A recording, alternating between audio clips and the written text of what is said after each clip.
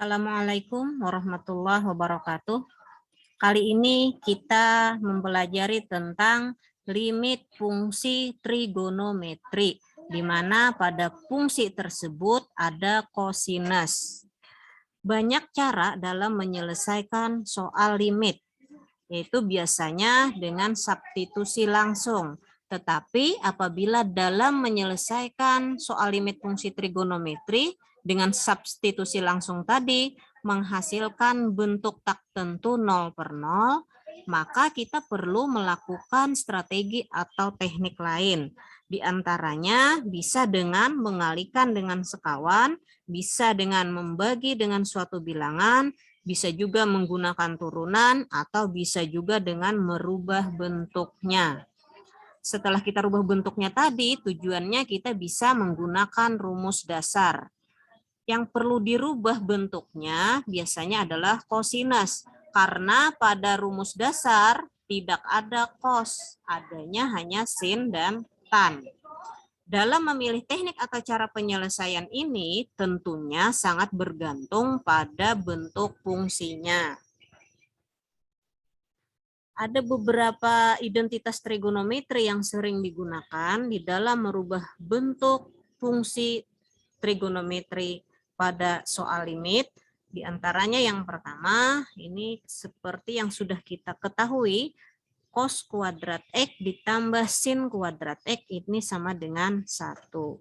Nah, kalau ini kita rubah sedikit bentuknya, misalnya sin kuadrat X ini kita pindah ke sebelah kanan.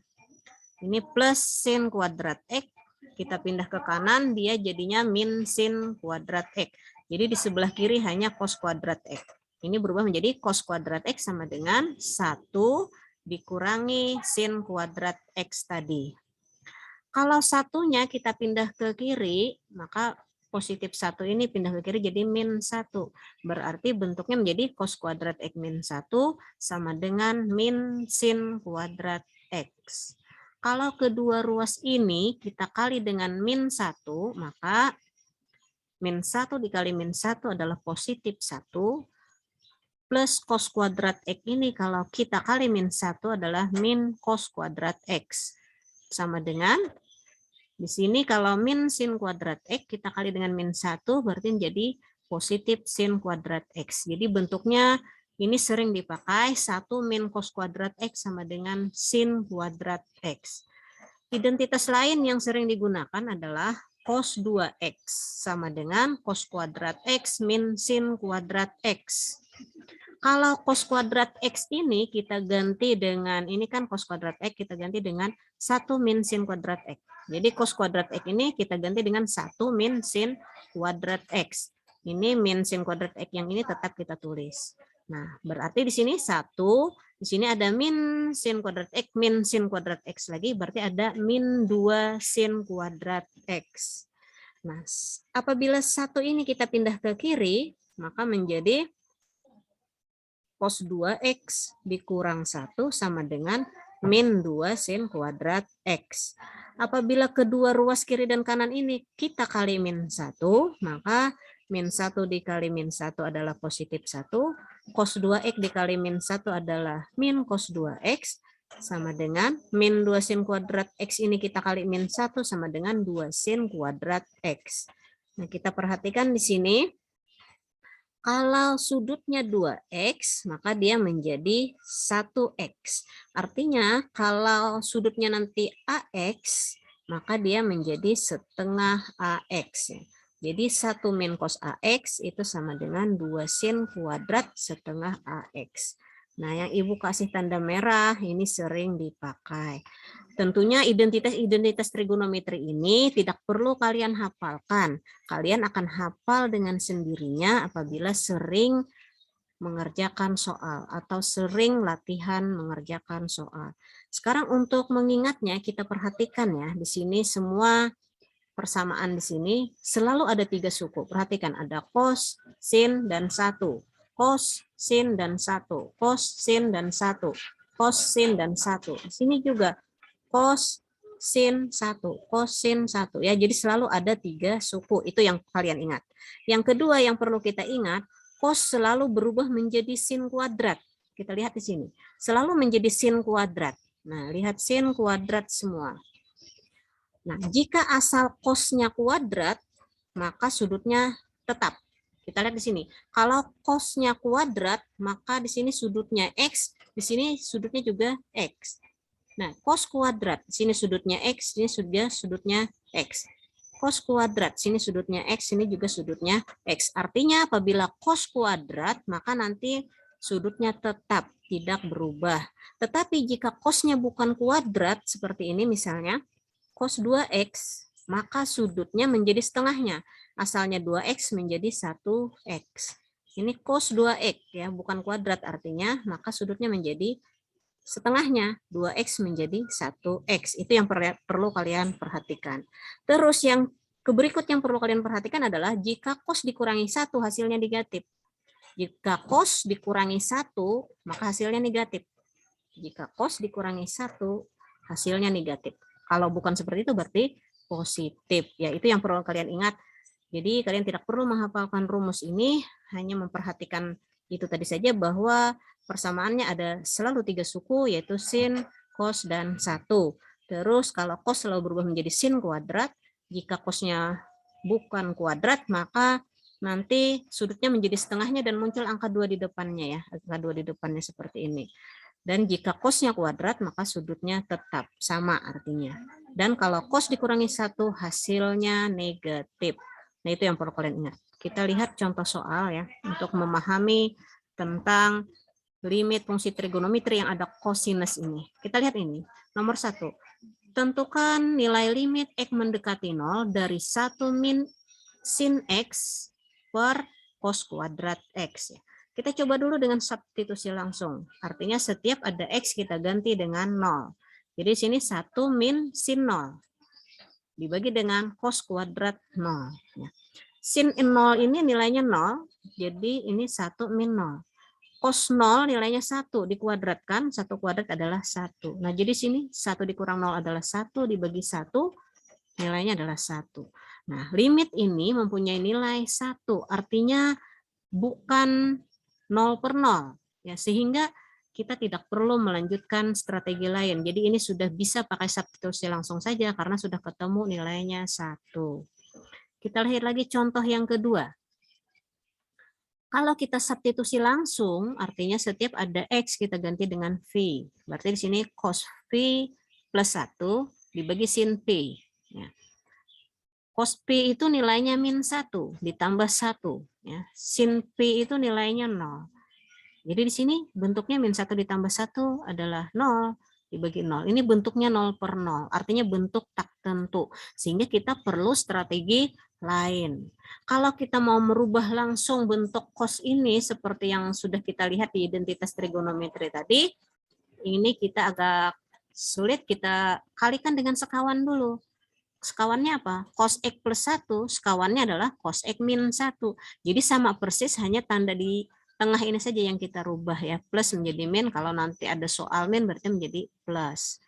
Nah, kita kali pembilangnya dengan cos X min 1, maka penyebutnya juga harus dikali dengan cos X min 1, harus dikali dengan bilangan yang sama, supaya tidak merubah nilainya. Dan kita kalikan. Cos X dikali cos X adalah cos kuadrat X. Cos X dikali min 1 itu min cos X. 1 dikali cos X itu adalah plus cos X. Jadi 1 min cos X plus cos X itu habis ya. Maka sisanya adalah plus 1 dikali min 1. Adalah min 1. Untuk penyebutnya sin X kita tulis saja sin X dikali cos X min 1. Nah, baru seperti ini kita rubah bentuknya ya. Lihat di sini bagian pembilang cos kuadrat X min 1 kita rubah bentuknya. Sini sudah ada cos dan 1. Pasti suku lainnya adalah sin kuadrat. Sin kuadrat. Karena bentuk cosnya kuadrat, maka sudutnya tetap. Berarti sin kuadrat X. Karena cos dikurangi 1, maka dia negatif. Jadi cos kuadrat X min 1 itu sama saja dengan min sin kuadrat X ya. Penyebutnya tetap. Sekarang kita uraikan dulu pembilangnya. Min sin kuadrat X itu sama saja dengan min sin X dikali sin X. Ya, dibagi pembilangnya tetap. Nah, di sini sin X-nya bisa kita coret ya. Sisanya adalah min sin X dibagi dengan cos X min 1. Kita substitusi nilai X mendekati V ini. Berarti ini menjadi min sin P dibagi cos P min 1. Sin P itu nilainya 0 dikali min ini 0 ya. Cos P itu nilainya min 1 min 1. Jadi sini 0 dibagi min 1 min 1. Min 1 ini nilainya adalah min 2. 0 dibagi berapapun itu hasilnya adalah 0. Jadi nilai limit ini ada yaitu 0 ya. 0 ini adalah nilainya. Yang tidak boleh itu adalah 0 per 0. Karena 0 per 0 tadi bentuk tertentu. Tetapi kalau 0 dibagi dengan suatu bilangan itu hasilnya 0. Ini nilainya ada yaitu 0. Jadi nilai limit ini tadi adalah 0 ya. Kita lihat lagi contoh ke berikut nomor 3. Tentukan nilai limit X mendekati 0 dari sin 2X tan 4X dibagi dengan cos kuadrat 3X min 1. Nah, yang perlu kita rubah bentuknya adalah yang bentuk cos ini. Kita lihat di sini, cos kuadrat. Di sini ada cos, ada 1. Berarti suku lainnya adalah sin kuadrat. Ya. Karena dia bentuknya kuadrat, maka sudutnya tetap atau sama. Berarti sudutnya adalah 3X. Karena cos dikurang 1, maka tandanya min. Nah, jadi cos kuadrat 3X min 1 itu kalau kita rubah bentuknya sama aja dengan min sin kuadrat 3X. Kita uraikan min sin kuadrat 3X ini. Ya, jadi menjadi min sin 3X dikali sin 3X. Untuk pembilangnya tetap sin 2X tan 4X. Nah, sekarang ini sudah bisa kita gunakan rumus dasar. Ya. Sin per sin. Ya. Sudutnya sama. Tinggal kita ambil koefisiennya. 2 dibagi min 3. Atau min 2 per 3. Ya. Kita lihat lagi yang di sebelah kanannya sini. Sini tan 4X sin 3X. Ini juga ada pada rumus dasar dan variabel sudutnya sama yaitu X, maka kita tinggal ambil koefisiennya 4 per 3. Jadi dikali dengan 4 per 3. Berarti min 2 kali 4 adalah min 8. Dibagi dengan 3 dikali 3 adalah 9. Jadi jawabannya adalah min 8 per 9. Yang ke berikut, tentukan limit X mendekati 0 dari tan 2X cos 8X dikurang tan 2X. Dibagi dengan 16X pangkat 3. Ini kita lihat ya. Pada suku pertama itu ada tan 2X. Suku keduanya juga ada tan 2X. Maka ini bisa kita faktorkan. Kita keluarkan tan 2X-nya. Artinya sama-sama kita bagi tan 2X. Maka tan 2X cos 8X dibagi tan 2X adalah cos 8X. Ini min tan 2X dibagi tan 2X adalah min 1. Jadi kalau kita kembalikan sebenarnya tan 2X dikali cos 8X ini adalah tan 2X cos 8X. Tan 2X dikali min 1 ini adalah min tan 2X. Jadi kita hanya merubah bentuknya saja. Per 16X pangkat 3. Nah sekarang kita rubah yang cosnya ini. Di sini ada cos ada 1. Berarti suku lainnya adalah sin kuadrat. Karena cosnya bukan kuadrat, maka sudutnya setengahnya, berarti 4X ya. Karena cos dikurang 1, maka tandanya min. Jadi cos 8X min 1 ini sama aja dengan min 2 sin kuadrat 4X. Penyebutnya tetap. Nah ini kita uraikan. Kita keluarkan dulu koefisiennya, kita sesama koefisien ya. Min 2 per 16 di sini, min 2 per 16. Atasnya tan 2X. Sin kuadrat 4X ini sama aja dengan sin dikali sin sudutnya 4X. Berarti sin 4X dikali sin 4X. Nah, 16-nya tadi sudah. Berarti X pangkat 3 kita uraikan menjadi X dikali X dikali X. Ya. Sekarang ini sudah bisa kita gunakan rumus dasar. Ya. Karena ini variabel sudutnya sama, yaitu X di sini. Kita tinggal ambil koefisiennya. Berarti min 2 per 16. Di sini 2 per 1. Di sini 4 per 1, di sini juga 4 per 1. Nah, kita kalikan di sini, pembilang dikalikan pembilangnya, penyebut dikalikan penyebutnya. Nah, untuk lebih sederhananya kita coret aja, 4 kali 4 kan 16, kita coret dengan 16 penyebut sini. Jadi yang di pembilang atau di atasnya hanya min 2 dikali 2. Min 2 dikali 2 itu adalah min 4. Dibagi dengan 1 dikali 1 dikali 1 adalah 1 ya. Berarti min 4 dibagi 1 adalah min 4. Yang berikut lagi, tentukan nilai limit X mendekati 2 dari 1 min cos kuadrat X min 2 dibagi dengan X kuadrat min 4X plus 4. Nah, kita lihat di sini. Di sini untuk pembilang sudah ada 1, ada cos. Berarti suku lainnya adalah sin kuadrat. Karena bentuk cosnya kuadrat, maka sudutnya tetap, yaitu X min 2. Sudutnya tetap X min 2. Di sini ya. Karena di sini 1 min, bukan cos min 1, maka positif ya. Kalau 1 min, dia positif. Kalau cos min 1, dia negatif. Karena di sini 1 min, berarti dia positif. Jadi kalau kita rubah bentuknya ini tadi, 1 min cos kuadrat dari X min 2 ini adalah sama dengan sin kuadrat X min 2. Penyebutnya kita faktorkan. X kuadrat min 4, X plus 4 ini faktornya adalah X min 2 dikali X min 2. Nah, terus ini sin kuadrat kita uraikan. Jadi sin dikali sin, sudutnya X min 2. Berarti sin X min 2 dikali sin X min 2. Penyebutnya adalah X min 2 dikali X min 2. Nah, ini sudah sama atau sudah bisa kita gunakan rumus dasar ya. Lihat di sini variabel sudutnya sama, yaitu X min 2. Kita tinggal ambil koefisiennya. 1 dibagi 1 adalah 1. 1 dibagi 1 adalah 1. Jadi 1 dikali 1 adalah 1. Ya. Kita lanjutkan lagi. Tentukan nilai limit X mendekati 0 dari sin 3X tan 2X dibagi dengan cos 4X min 1. Ini ya, tentunya soal-soal ini kalau kita substitusi langsung, yaitu X-nya kita ganti dengan 0, maka dia pasti hasilnya 0 per 0 nanti. Ya, kalian bisa uji sendiri. Kan 3 kali 0 adalah 0, sin 0 itu nilainya 0, 2 kali 0, 0, tan 0 itu adalah 0, jadi ini 0, cos ini 4 kali 0 adalah 0, cos 0 itu adalah 1 dikurang 1, 0. Jadi ini bentuknya 0 per 0. Jadi nanti sampai soal nomor terakhir, yang Ibu kasih ini, kalau pakai cara substitusi langsung, dia pasti menghasilkan 0 per 0.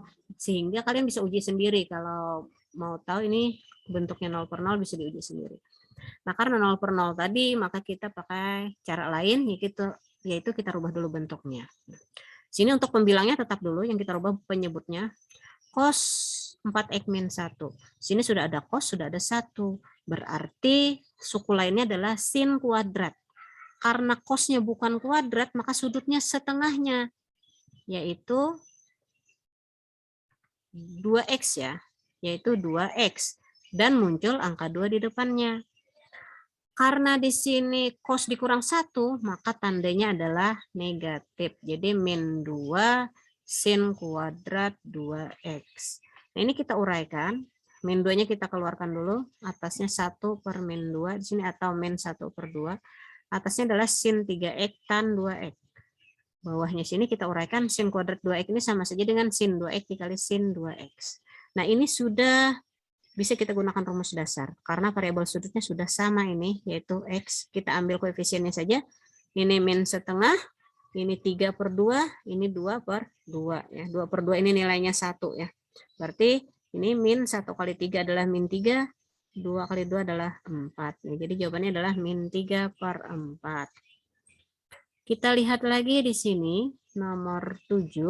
Tentukan nilai limit X mendekati 0 dari 1 min cos 2X dibagi dengan 0 dibagi dengan X tan setengah X. Ya. Jadi fungsinya adalah 1 min cos 2X dibagi dengan X tan setengah X. Kita rubah dulu pembilangnya karena ada cosnya di sini. Nah, lihat di sini sudah ada 1, ada cos. Pasti nanti suku lainnya adalah sin kuadrat. Karena bentuknya bukan kuadrat, maka kita ambil setengahnya. Setengahnya adalah 1X ya, atau X saja. Dan muncul angka 2 di depannya. Karena di sini 1 min, maka dia positif. Kalau cos min, itu negatif ya. Nah, jadi sama saja dengan 2 sin kuadrat X. Penyebutnya tetap X tan setengah X. Kita uraikan, 2 di sini kita keluarkan atau berdiri sendiri. Sin X dikali sin X ya. Jadi sin kuadrat X ini sama dengan sin X dikali sin X. Ini kita pasangkan dengan sin X, yang tan setengah X ini kita pasangkan dengan sin X yang kedua. Kita lihat di sini, ini pun sudah bisa kita gunakan rumus dasar karena variabel sudutnya sudah sama, yaitu X. 2 di sini, oke, ambil koefisiennya, 1 dibagi 1 adalah 1. Sini ambil koefisiennya, 1 dibagi setengah. Ya, 1 dibagi setengah. 1 dibagi setengah ini nilainya 2. Dikali 1 dikali 2, hasilnya adalah 4. Jadi limit ini tadi nilainya adalah 4. Kita lihat lagi. Tentukan limit X mendekati 0 dari X tan 2X dibagi dengan cos kuadrat X min 1. Kita rubah dulu bentuknya. Karena di sini sudah ada cos dan 1, berarti perubahannya nanti pasti ada sin kuadrat ya. Karena bentuk cosnya kuadrat, maka sudutnya tetap yaitu X ya, yaitu X. Karena di sini cos min 1, maka tandanya min. Jadi kalau kita rubah menjadi min sin kuadrat X. Tinggal kita uraikan. Min sin kuadrat X ini sama aja dengan min sin X dikali sin X ya. Yang atasnya kita pasangkan, yang ini pasangannya X, terus yang sebelah kanan pasangannya tan 2X, atau tertukar pasangannya juga tak apa-apa ya, sama aja hasilnya. Ini sudah sama variabel sudutnya sehingga kita bisa menggunakan rumus dasar. Tinggal kita ambil koefisiennya. Sini 1 dibagi 1 adalah 1 dikali min, berarti min 1. Di sini ada 2 dibagi 1 adalah 2. Min 1 dikali 2, jawabannya min 2. Jadi nilai limitnya adalah min 2 ya. Kita lihat lagi di sini nomor 9, tentukan nilai limit X mendekati 0 dari tan X dibagi X kuadrat ditambah 2X. Kita lihat dulu di sini. Di sini tidak ada cos ya. Tetapi yang perlu kita rubah nanti yang bagian penyebut. Kita faktorkan. Di sini ada X, ada X. Kita keluarkan X-nya atau kita bagi dengan X maksudnya. X kuadrat kita keluarkan X-nya atau dibagi X-nya adalah X. 2X dibagi X adalah 2. Ya, jadi kalau kita kembalikan X dikali X adalah X kuadrat. X dikali 2 adalah 2X. Jadi kita rubah bentuknya. Nah sekarang kita pasangkan ya tan X. Tan X ini kita pasangkan dengan X yang ini. Tan X per X. Dikali dengan sini sebenarnya ada angka 1. 1 per X plus 2. 1 per X plus 2. Sekarang kita cari nilai limitnya. Ini bisa kita gunakan rumus dasar. Ya. Ambil koefisiennya. 1 dibagi 1 adalah 1. Yang di sebelah kanan kita masukkan nilai X sama dengan 0. Berarti di sini 1 dibagi 0 ditambah 2. 0 ditambah 2 nilainya 2. Jadi 1 dibagi 2 itu adalah setengah, dikali 1 nilainya setengah. Yang terakhir, tentukan nilai limit X mendekati min 3 dari X kuadrat plus 6X plus 9 dibagi dengan 2 dikurang 2 cos 2X plus 6. Nah ini kalau kita substitusi langsung tadi hasilnya 0 per 0 ya, sehingga kita perlu cari teknik lain. Kita lihat bagian pembilang kita faktorkan. X kuadrat plus 6X plus 9 faktornya adalah X plus 3 dikali X plus 3 ya. Bagian penyebut sini ada 2, di sini juga ada 2. Jadi 2-nya bisa kita keluarkan atau faktorkan. 2 dibagi 2 adalah 1. Min 2 cos 2X plus 6 ini dibagi 2 adalah min cos 2X plus 6 ya. Min cos 2X plus 6. Nah terus setelah itu yang cosnya ini kita sudutnya kita faktorkan dulu ya. Karena di sini 2X plus 6 sementara di atas X plus 3. Kita faktorkan dulu. Sini 2X plus 6 bisa sama-sama kita bagi 2. Kita keluarkan 2-nya. Kita keluarkan 2-nya. Berarti 2X dibagi 2 adalah X. 6 dibagi 2 adalah 3 ya. Jadi atasnya tetap dulu. Ini hanya kita merubah sudutnya saja, memfaktorkan sudutnya saja. Kita lihat lagi setelah seperti ini, baru kita rubah bentuk cosnya. Lihat di sini sudah ada 1, ada cos. Berarti suku lainnya adalah sin kuadrat. Karena di sini cosnya bukan kuadrat, maka kita ambil setengah dari sudutnya. Jadi setengahnya berarti X plus 3 ya. X plus 3 dan muncul angka 2 di depannya. Berarti 1 min cos 2 dikali X plus 3 ini kalau kita rubah bentuknya menjadi 2 sin kuadrat X plus 3. Nah, 2 yang ini tetap ya. Nah, baru setelah itu 2 dengan 2 ini kita kalikan, berarti 4 ya. Jadi kalau kita pisah di sini di atas ada angka 1/4. 1/4. Yang X plus 3 ini kita pasangkan dengan sin dari X plus 3. Karena sin kuadrat X plus 3 ini kalau kita uraikan sama dengan sin X plus 3 dikali sin X plus 3 ya. Nah, jadi yang X plus 3 yang ini kita pasangkan dengan sin dari X plus 3 yang lain. Nah, ini kan sudah bisa kita gunakan rumus dasar karena sudutnya sudah sama, variabel sudutnya sudah sama, X plus 3 ya, tinggal ambil koefisiennya. Ini 1/4 dikali dengan, ini ambil koefisiennya 1/1 adalah 1, di sini juga 1/1 adalah 1. Jadi 1/4 dikali 1 dikali 1 hasilnya adalah 1/4. Ya. Jadi nilai limit itu tadi adalah 1/4. Nah, Ibu rasa 10 contoh soal ini sudah cukup, silahkan kalian eksplor sendiri untuk contoh-contoh lain. Akhirnya Ibu ucapkan Assalamualaikum warahmatullahi wabarakatuh.